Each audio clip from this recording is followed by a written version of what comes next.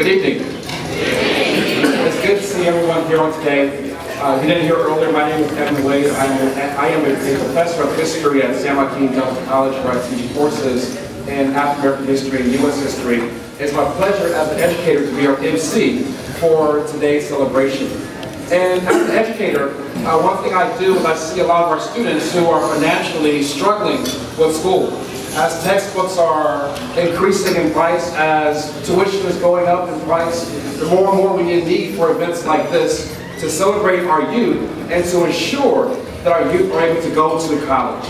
We are here today for one reason and one reason only.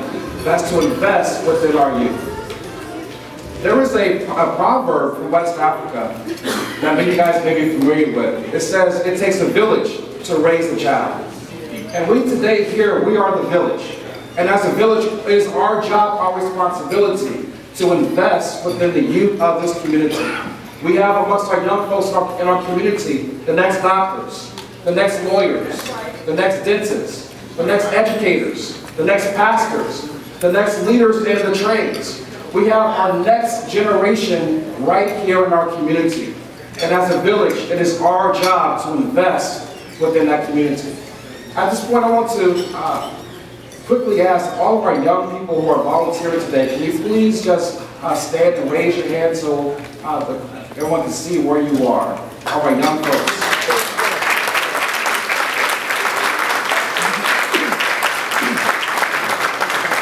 There's others around as well. We have members of the Stockton Youth Branch, the Stockton Council of the NAACP. We also have some college students here from Delta College and the University of the Pacific who are here as well too. And as you are fellowshipping at your tables today, you'll find that many of our young people are going to come to your table to introduce themselves. And also while they're at your table, they're going to be sharing with you an opportunity to invest in our scholarships by way of buying raffle tickets. If you bought raffle tickets outside, thank you. If you have not bought raffle tickets yet, we want you to invest in our raffle, where all the proceeds go to the NAACP Youth Scholarship. And if you already bought tickets, feel free to buy more as well too, because it's literally direct aid to our students. Good evening, everyone. Good evening. I'm going to announce the dignitaries that are present today. First, Congressman Jerry McNary.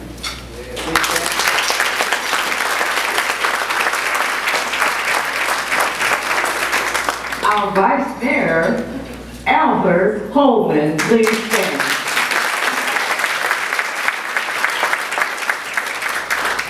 Our City Council woman, Christina Pagaza, please stand.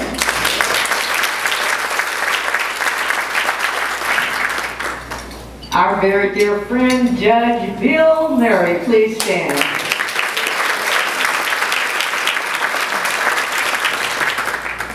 San Joaquin County Superintendent, if I mispronounce the name, please forgive me, James Musolinas, please stand.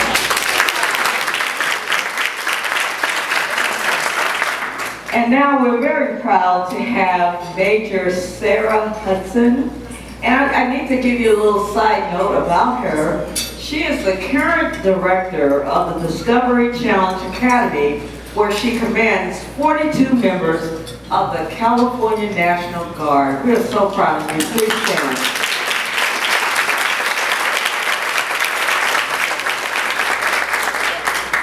Our District Attorney, Tori Berber Salazar.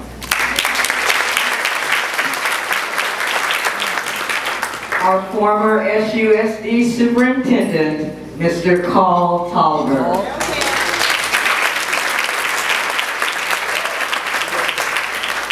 And our former National NAACP Board Member, Ms. Zephanie Smith.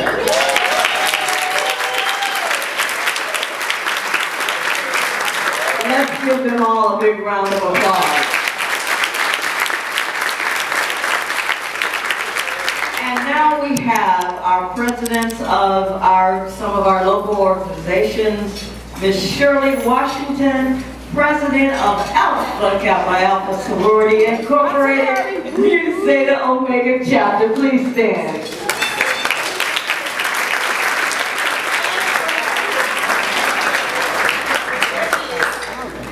She's at the door. Also, we have our President of the Links Incorporated Stockton Chapter, Ms. Fionn Davison. Please stand.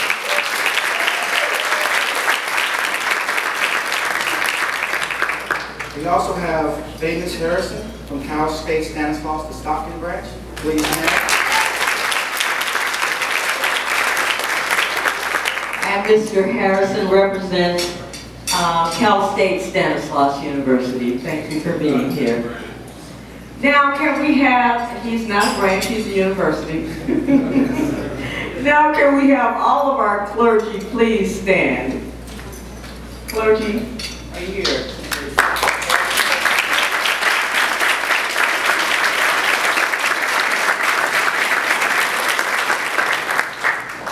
Our president of El Casillo, Mr. Jose Rodriguez, please stand.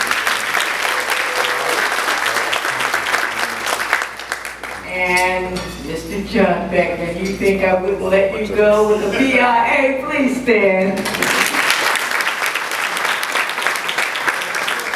I hear some of our unions are in the house. Will our union members please stand?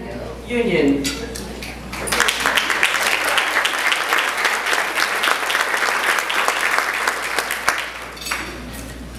Now we would like to have all of our former NAACP Freedom Fighters. If you have received the Freedom Fighter Award, would you please stand?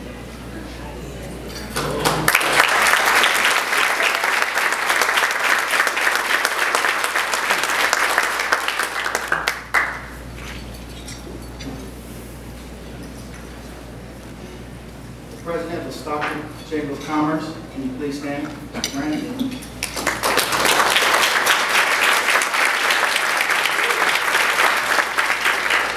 We're working our way down this list. Can we have all of our NAACP Executive Board members, both adult and youth, please stand.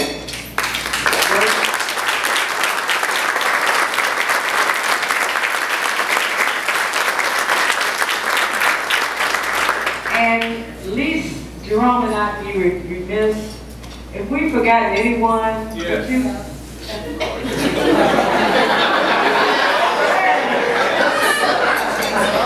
would you please stand? All of you are so very, very special. And we thank you for being here this evening to support us on our annual celebration. So give yourselves a big round of applause.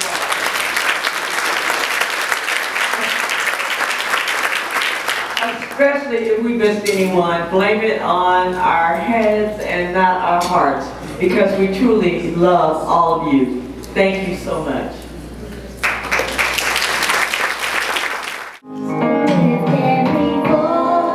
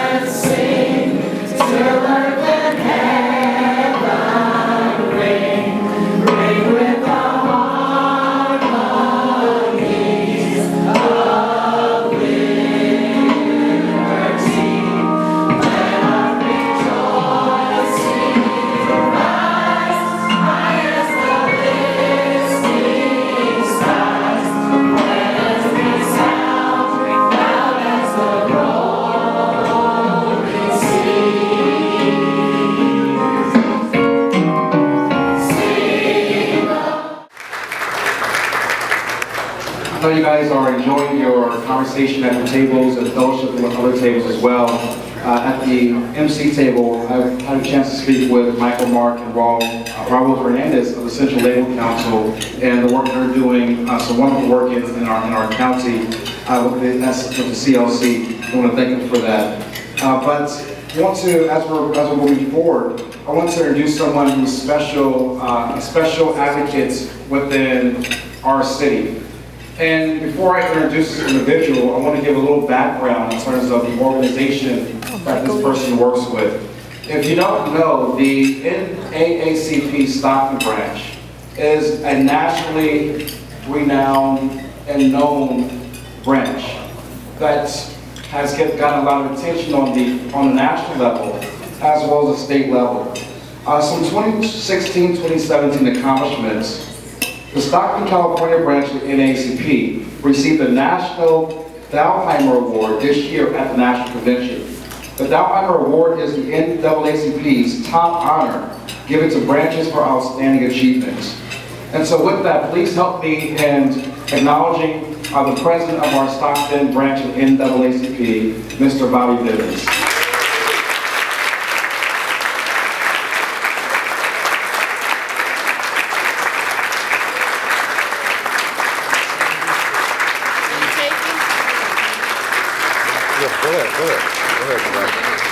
And our branch president, Bobby Bivens, is going to give a 10-minute presentation on our events for this past year and what's coming up in the upcoming year. First of all, I'd like to thank all of you for being here, for supporting the Stockton San Joaquin County Branch NAACP. And I want to talk a little bit about some of the activities that we've been engaged in. And before I do that, I'd like to ask the executive committee members of the branch to stand so they can be recognized for the work that they do. Please stand. And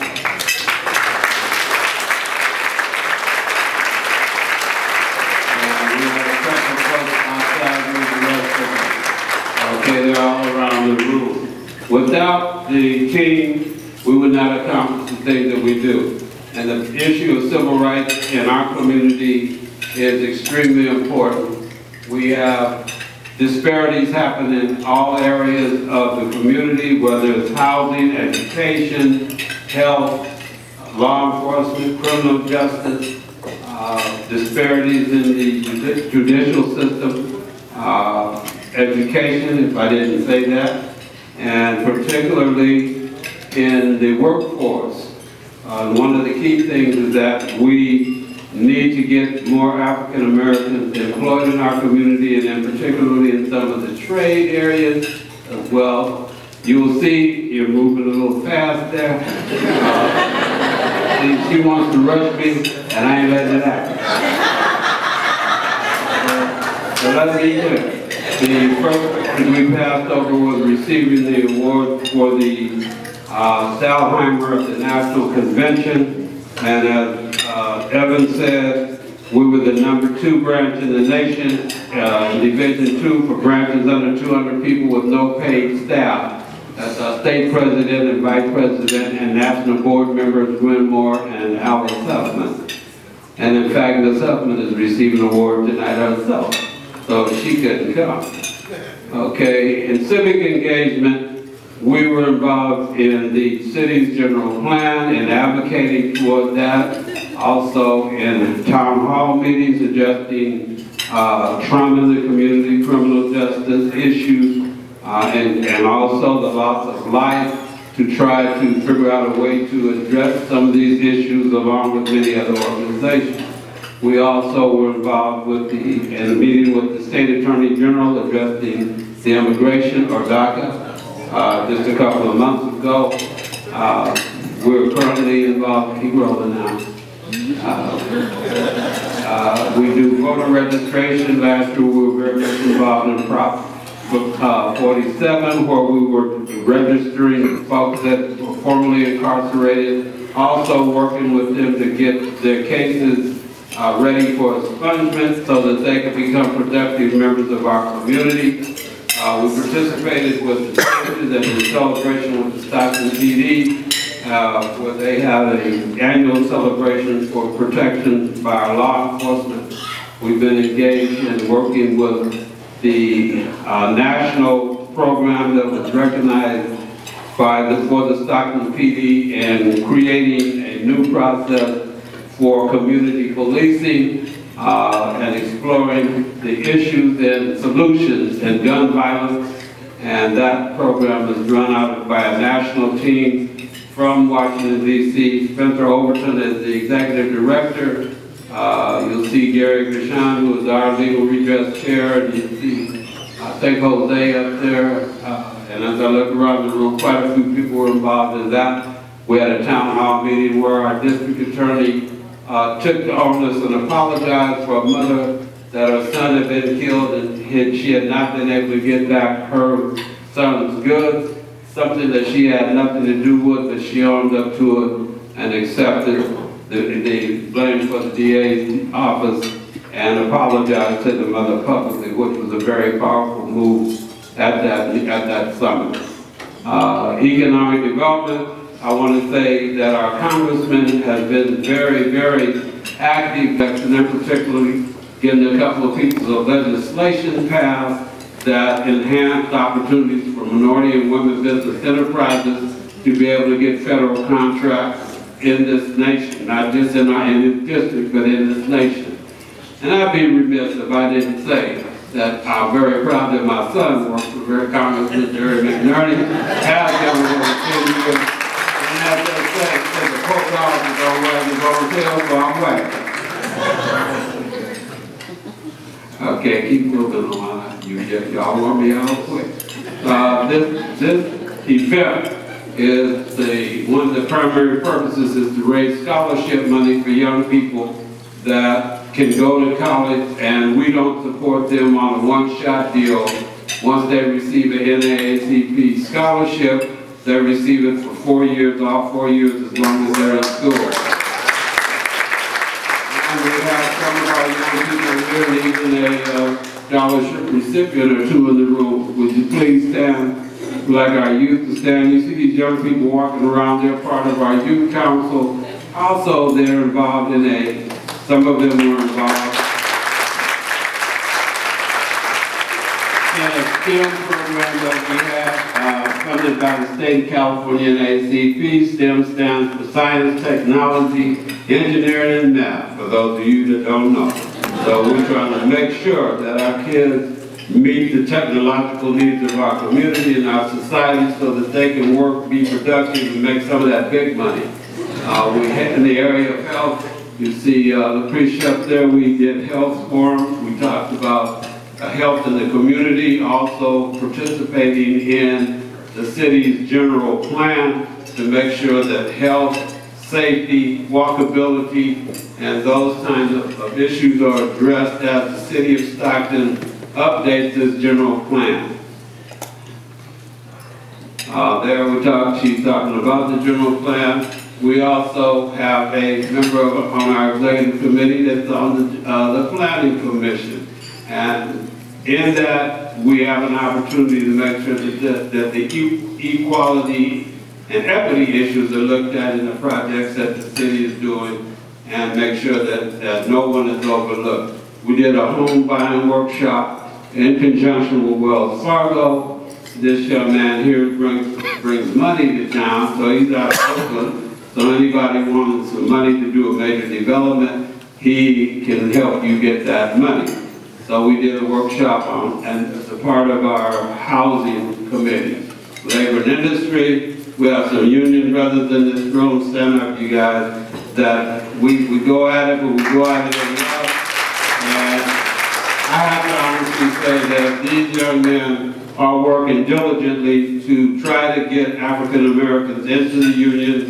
We've been on them, they got the message, they hear us, and every time they're trying to get a public labor agreement, at the moment we're opposing them, and we're opposing them not because we disagree, we're opposing them because there's only 1% African Americans in the trade, so we want folks to look like me in the trade, and women. So I don't look like no woman. Okay. However, there is a career training program that's sponsored by the County Office of Education. Glad our superintendent is here to support us to deal with all of the trades. And for those of you that may have went to a vocational school when you were young, it's not the same thing anymore. They got all kinds of computer simulated learning tools, and it's amazing. I mean, I saw a welding machine that was on a computer, not with the torch and the fire and the oxygen, but you learn how to weld using a computer and then go out in the field. Let's move it on. Young people in that, we're trying to encourage young people to get engaged in the trade because many of the trades are gone, or the numbers of people that are out there to do those trades are diminishing. And we got housing being built, and we need young folks to be in the trades, in the construction trades. Okay, housing discrimination. We constantly get called by people that are being mistreated by landlords. And we should have landlords, but they should also be fair and treat their tenants right. And we have some landlords in the community, so sometimes we have them and we have to take over the role of the Fair Housing Committee or Fair Housing Agency because they can't handle all those people. Here again, we were involved last year in the election process. We were part of the partner with the League of Women Voters in holding a voting forum that was over 300 people there at Delta College. We've done voter registration. We do voter education. We invite any of you that want to participate with us to come to the training in early January to learn how to register people to vote, because that's one of our major charges. This is at convention. You see our first vice president and our assistant treasurer with the former House Speaker Willie Brown, who is also very much engaged with the NAACP and giving us some guidance. Again, more pictures of voter registration. Religious affairs, we had a prayer breakfast last year. Our speaker was Dr. David Fleming, who was the #3 person for the Center for Disease Control. And one of the things that they're doing is comparing Stockton's health condition to those nationally. And Stockton ranks almost #1 in the health disparities areas of diabetes, obesity, heart attacks, and asthma in the state of California. So our health committee is very much engaged in addressing those issues. We have the women in the NAACP, that's WIN, and they are a committee, but they're also a nationally set committee. And we did, not last year, but the year before, we did a trauma drama. And when I say that, a play addressing trauma in women from misuse, from addiction, from prison incarceration, and how to recover and overcome those issues in their lives.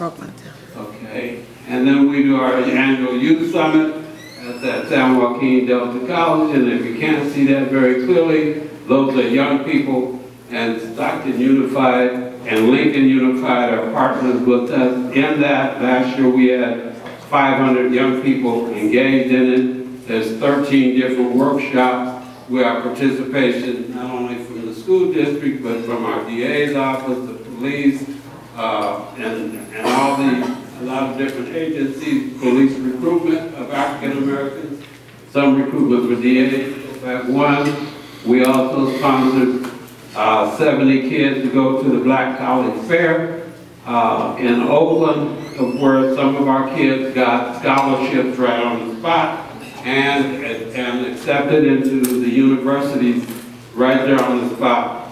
So we are engaged in trying to help our young people get into college. So in order to not prolong this, I'm trying to rush it through and hit highlights rather than everything. We encourage you all to come and join us in this work. It is a work, and all of these folks are volunteers. That's most of our executive committee members for last year, this year, and some are not pictured. But without those folks, the decisions for the branch are not made, because that's the charge of our executive committee. For us, the executive committee is the board of directors at the local level, but there's only one board of directors, and that's the national board in the NAACP. So we are executive committees in the state and also the branch. I want to thank my wife for the support that she's given me, and the branch.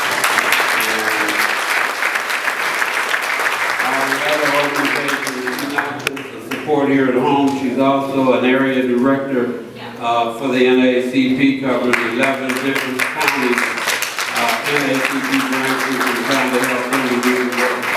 So it is a labor of love, and sometimes I think it's a labor of insanity, but at any rate, it's what God has me doing, and I actually love the work that I do. Wish I got paid, but I love it anyway.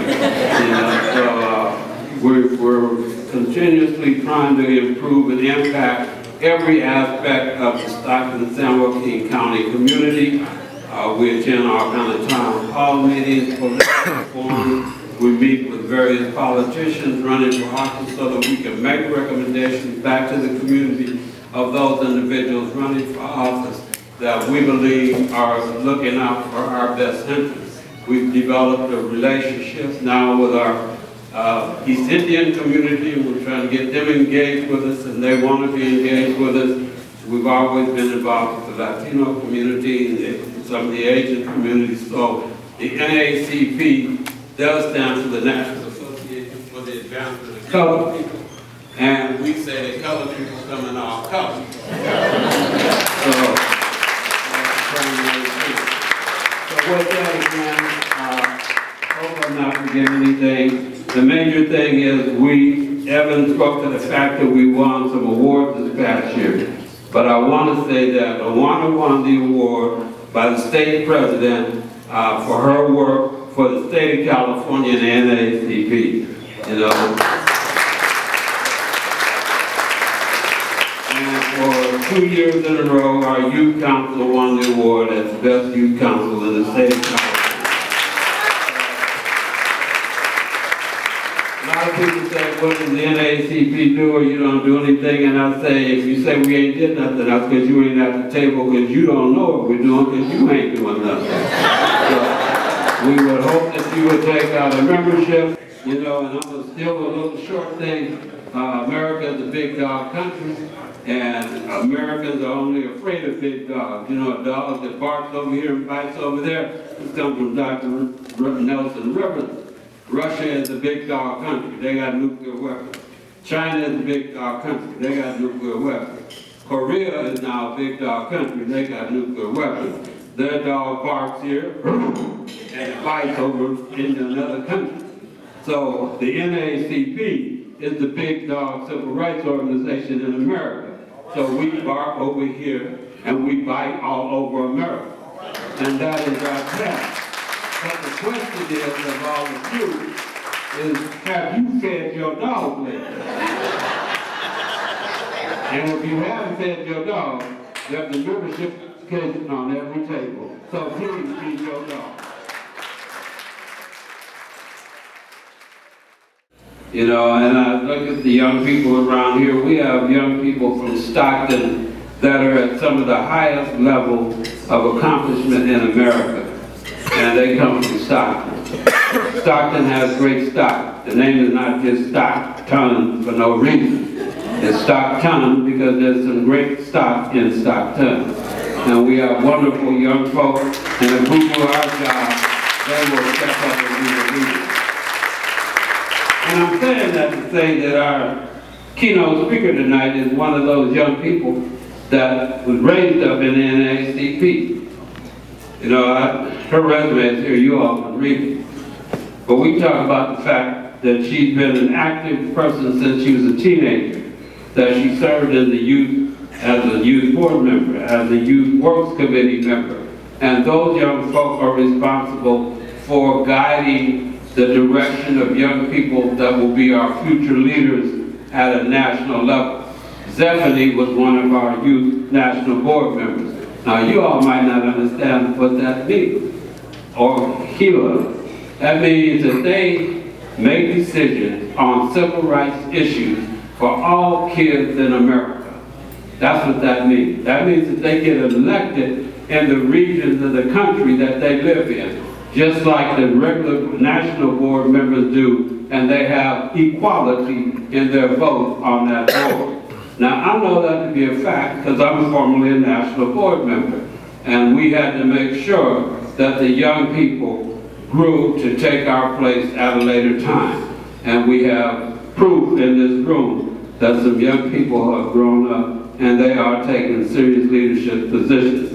This young lady is the Assistant General Counsel of the NAACP. Now, the General Counsel is the top lawyer in the NAACP. You know, like the DA, and then that's Tory, and then we have Ron over here, a deputy DA.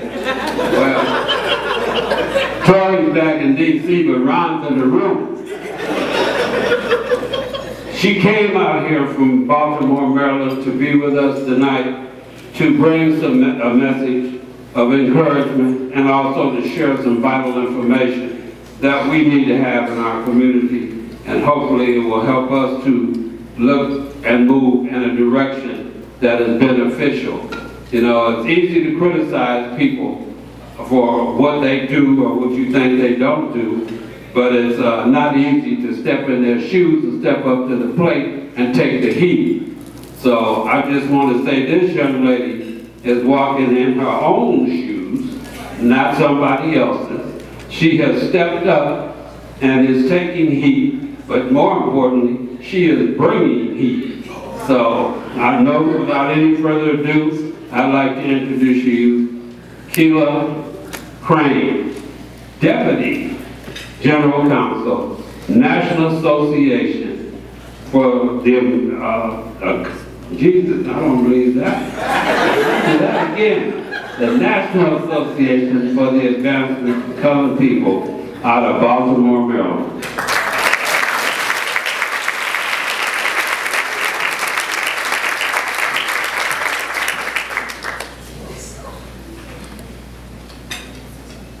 Thank you, Mr. Bivens. Please give President and Mrs. Bivens another round of applause.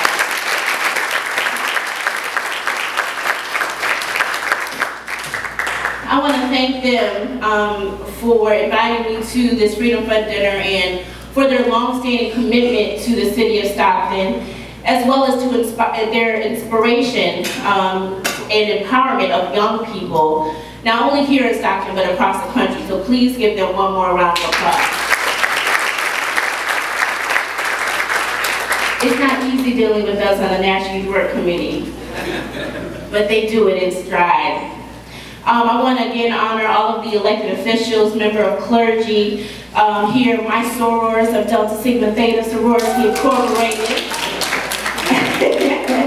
Any national board members that may be here present, and all of you who found it not robbery to come out tonight and participate here in this Freedom Fund dinner. As Mr. Bivens said, this is a grassroots volunteer-based membership organization. They pay more than they get paid to do this work that is so vital to the community all across the country. The NAACP has 22 units across the country and 3 military installations around the world. And it's because of them that we are able to do what we do in the national office. And your commitment to the NAACP on the local level, sort of like voting, is also more important locally than it is nationally. So thank you for attending tonight.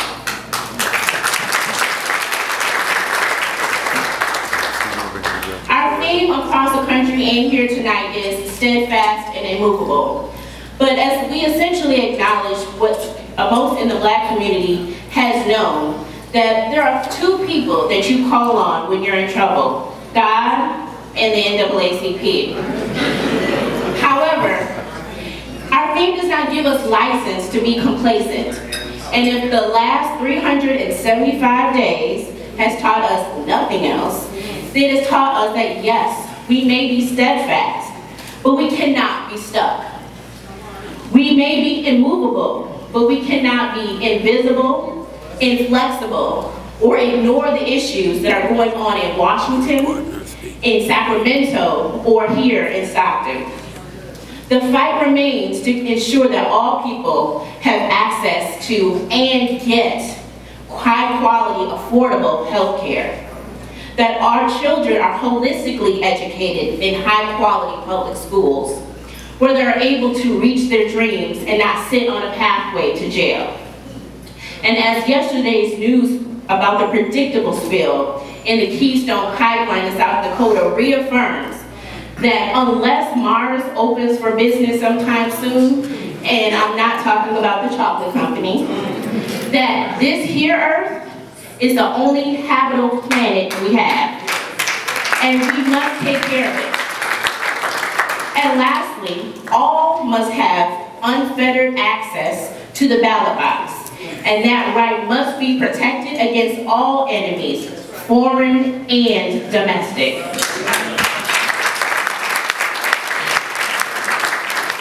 So I have stopped by here in Stockton tonight to say it is time to kick it up a notch.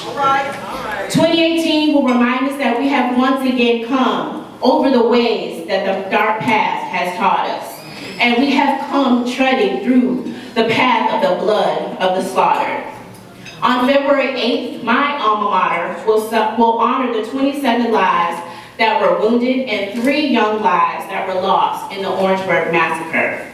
Young people daring to dismantle the shame of segregation in a small college town.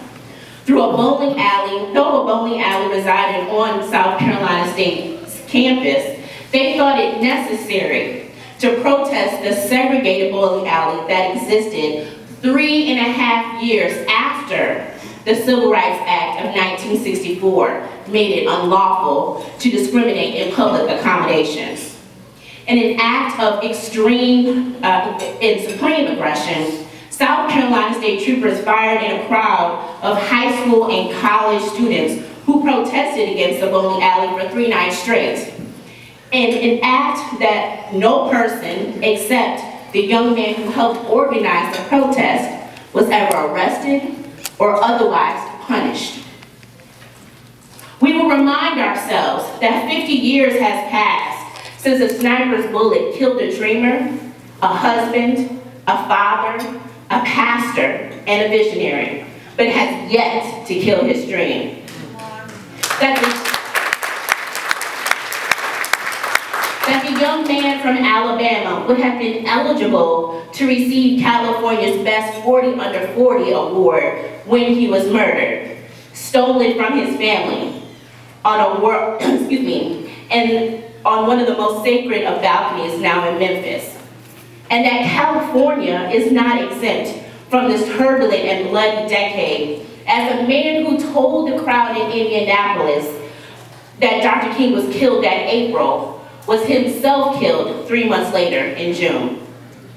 Former Attorney General Robert F. Kennedy, whose legacy and office is being ripped to shreds by its current occupant, died in a Los Angeles ballroom as one of the last to fall in a decade that brought about great change at a high cost. So as we look towards 2018, get ready, because our time is now. And there are few things more important to us to get ready for than this election that will occur in less than a year's time. And I start with elections because everything begins and ends with the right of free-thinking people to elect and hold their officials accountable.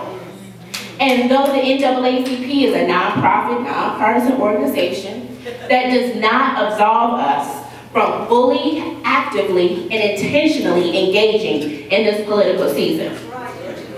For the past 2 midterm elections, communities of color, low-income communities, and others have been decimated by an overall low turnout to vote.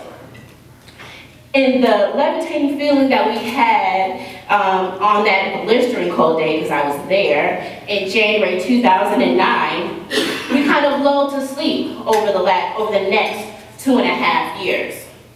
And despite Pew researchers saying that 2 million more black people voted in 2010 versus 2006, which was an increase of 2%, that only amounted to 44% of eligible Black voters in 2010. Though Black men, women, and young people led the way in voter participation that election, all other groups declined except Asian men in their voter participation as compared to 2006. The Center for the Study of American Electorate placed in 2012, we turned out to vote 57.5% of all eligible voters. In 2008, we did 60.4%. Meanwhile, only 41% of the voters turned out in 2010, and 36.4% in 2014. So just to kind of put this into context, right, because it's a lot of numbers, that means a little over 1 in 3 people, excuse me, decided all of the following. All 435 members of the House of Representatives, 36 of the 100 seats in the United States Senate, 39 state and territorial governorships, 46 legislators, 4 territorial legislatures, thank you, numerous state and local races. And really just to kind of put a fine point on Stockton, they also elected the governor, lieutenant governor, attorney general, county superintendent of schools, county board of education for here in San Joaquin County, the member district of 3 and 4, the Stockton City Council member for districts 1, 3, and 5, as well as your district attorney, were all elected in 2014 by 1 to 3 people. The November 2010 election saw a sweeping change across the country in these state houses and governor's mansions and House of Representatives in Washington, and they were all nabbed by one party. And now, again, we don't promote one party over the next, because I don't want that to get back to Baltimore, just to be clear. But what do we see? Because we do evaluate policies and how they affect people of color. We saw an influx of voter suppression legislation from Arizona to North Carolina and virtually every state in between, under this made-up guise of to protect the franchise or voter suppression, or excuse me, voter fraud. But studies have shown that between 2010 and 2014, out of the 1 billion votes that were cast, 34, just 34 could potentially be voter fraud. Yet, the drumbeat continues to institute these types of legislation. We saw a rise of the Tea Party that alleged to be tough on economic waste, but in actuality had a hyper-conservative, anti-woman, anti-LGBT agenda. To the point that we saw that we were kind of unsure whether we were looking at 2010 or 1960, when you saw protesters spitting upon current members of Congress. They called one congressman the N-word, they called one openly gay congressman the F-word as they were entering the Capitol building. Their tactics and their proposed policies were so drastic, couched in such racism, that the NAACP passed a resolution condemning the Tea Party in 2010.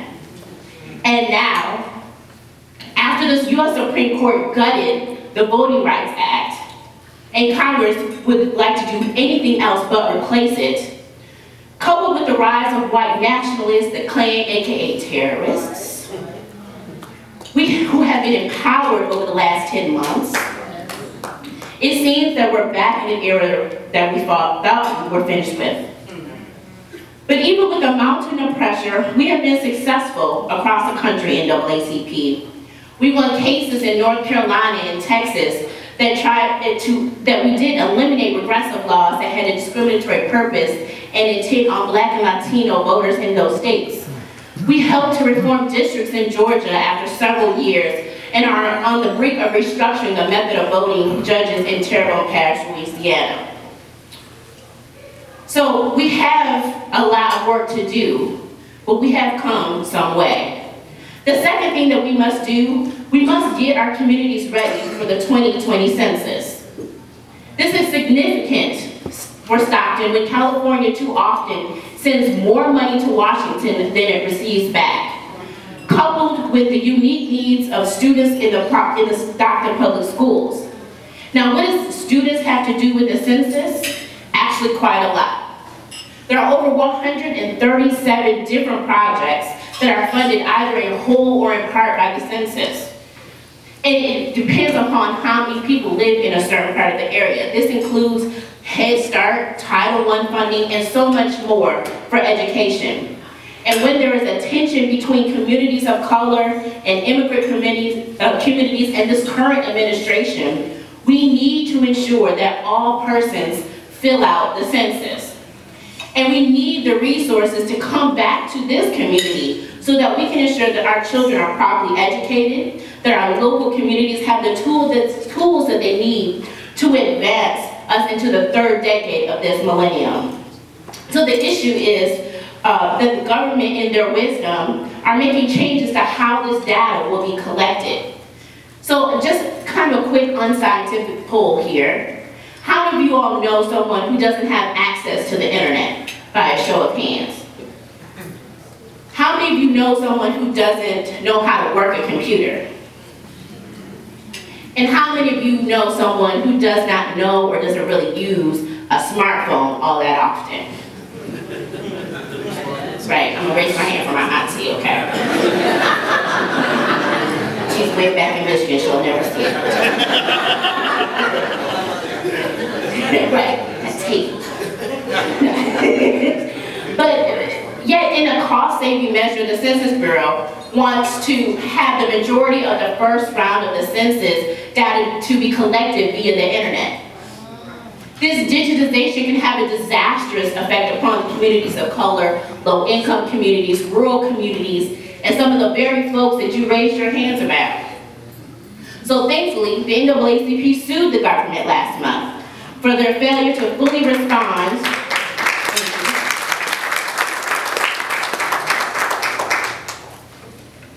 It was for their failure to fully respond to our FOIA request on their preparation for the 2020 census. It is our hope that they are fully transparent on how they will fully fund the census, hire a diverse workforce, and ensure that everyone in this nation is accounted for as the Constitution acquires. Hashtag everyone counts. So the third thing that we need to do, Stockton, to continue the great work that you have started with the branch is to continue dismantling the school to prison pipeline in this community.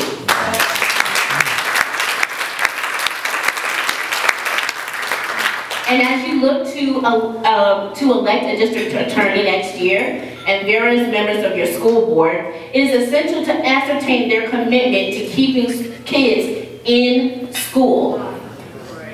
Now, while I am older than I look, amen, it wasn't long ago that I was in high school in Ann Arbor, Michigan. The things that would get students in trouble, and I say them in trouble, and maybe sent to the principal's office, or maybe even in-house detention, is now getting kids sent to juvenile detention and get kicked out of school. We need a community that cares about ensuring that we collectively raise thoughtful, responsible, respectable adults, and not sending them on a pathway to cycle in and out, and in and out, and in and out the criminal justice system.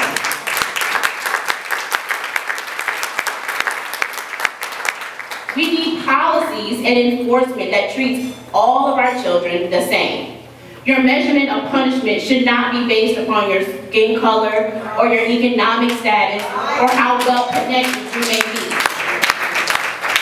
Stockton, you can lead the way in this area, in this state, by example, by placing more counselors in school than police officers. Some kids act out because they're seeking attention. Some kids act out because there's so much going on at home. And instead of having that sorted out in front of a judge, well, we like judges, how about doubling the effort to have that worked out in front of a professional who understands how to work with kids, particularly kids who may live in poverty, who are homeless, or otherwise having additional hardships at home. being a kid can be a little bit more difficult than we remember. Couple that with judges who are also committed to this effort. Judges who are in partnership with the community, our branch, the school system, law enforcement, need to lead the charge to redirecting some of this back into the school system and out of the courts. And since judges are elected, voting all the way down the ballot matters.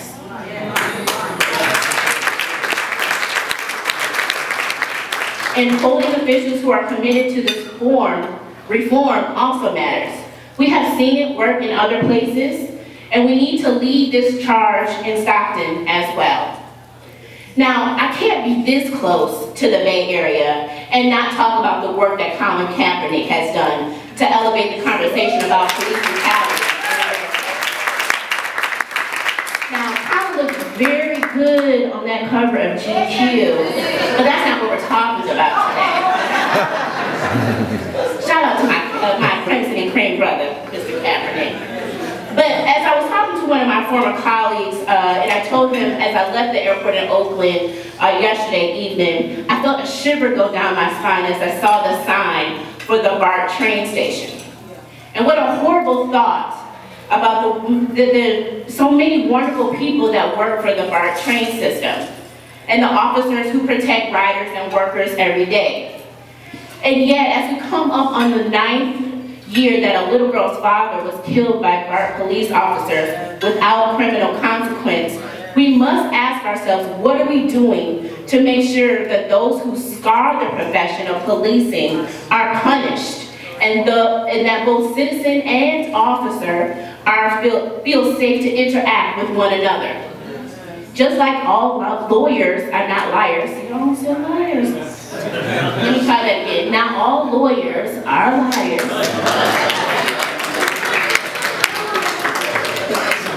We must extract those who tarnish the policing profession as well.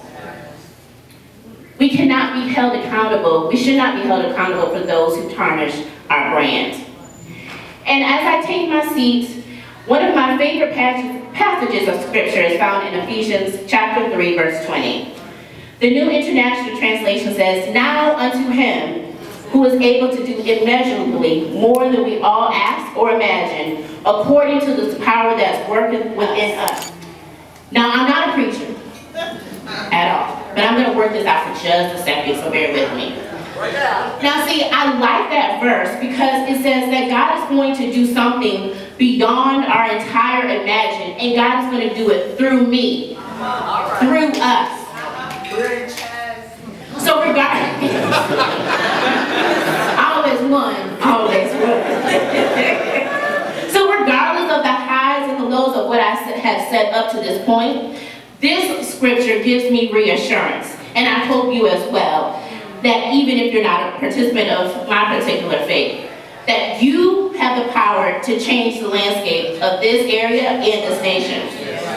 It reassures me that yes, there may be a man who is president of these United States that could actually care less what comes out of his mouth or whatever his favorite social media platform may be. And yes, he has said things that are demonstrably, provably, unequivocally false to an objective observer, and could not be bothered. Yes, despite this being the 60th year of the creation of the Civil Rights Division in the Department of Justice, we have a man who is named after two Confederate generals who the First Lady of the Civil Rights Movement said was so racist that he was unworthy of being considered for a lifetime appointment on a federal bench 30 years ago. And while with time can come wisdom, the erasure of policies that would reduce mass incarceration, that would remove military-grade weaponry and equipment from the hands of local police, and the change of positions to be on the wrong side of major voting rights legislations tells me ain't much changed in the 360 months since Sister Coretta King penned that letter. Sure, we have a Secretary of Education who knows nothing about and would like to dismantle public education. We have a Secretary of Energy who wanted to abolish the department 4 years ago. We have state legislatures who would rather attempt to steal power from a newly elected governor than to change the districting laws that were found to be unconstitutionally discriminatory against people of color, or would continually pass laws that make it harder for people of color to register to vote and cast their ballot. But the good news is that there is you, each of you. You have the power to inspire a new generation of social justice warriors, as the Bibbins have done, to demand that their school system stop disciplining its black kids at a higher rate than their counterparts. You have the power. You have the power to ensure that judges are appointed or elected that will sentence a convicted rapist in proportion to his crime and not let them off easy because it may ruin their life.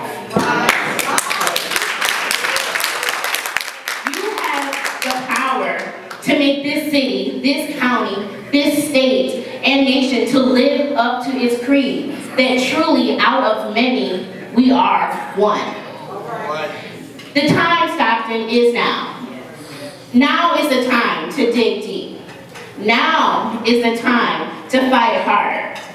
Now is the time to register more voters, to turn out more voters, to pack the school board meetings and the city council meetings. Now is the time to increase your participation in the Stockton branch, to set an aggressive agenda and fight like hell to make it work.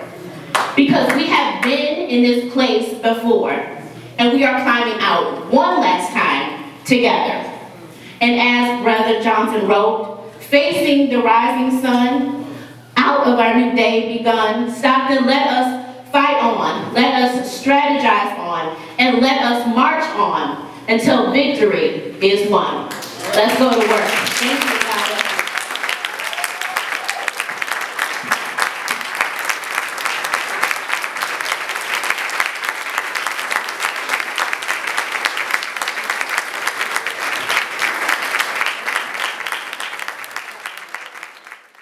you. Dr. Annette Houston.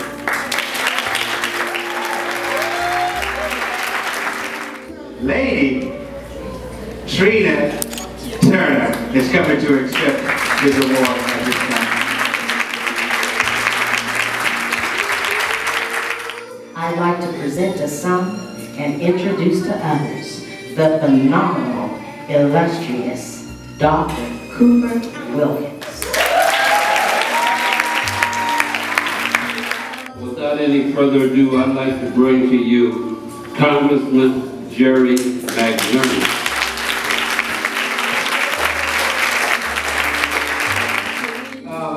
I'd like to ask Roy Morales to come up here from Chase Chevrolet. You know, Gloria Johnson, as the secretary of the Stockton branch, and has truly been. It's been an honor to be here tonight. This has been a fabulous evening.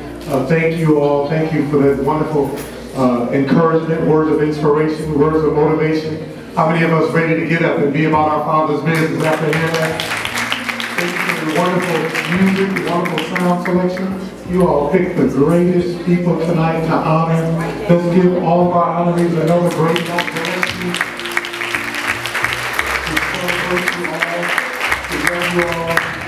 I thank God for you all. You all have paved the way for me to be up here.